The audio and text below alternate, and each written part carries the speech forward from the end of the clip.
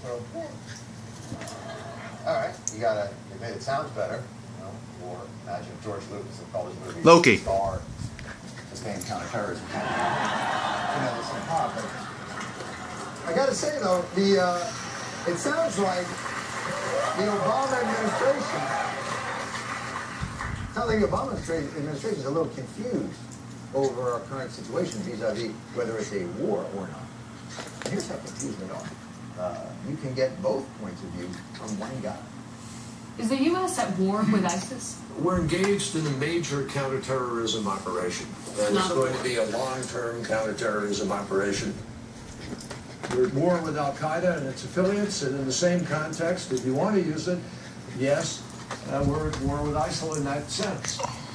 I love that passive-aggressive tone. Hey, man, if you're hung up on labels,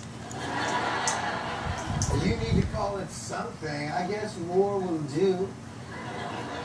Me, I just think we're all just people on this earth trying to kill each other before other people get a chance to do it. But I'll tell you why it's important. Good girl.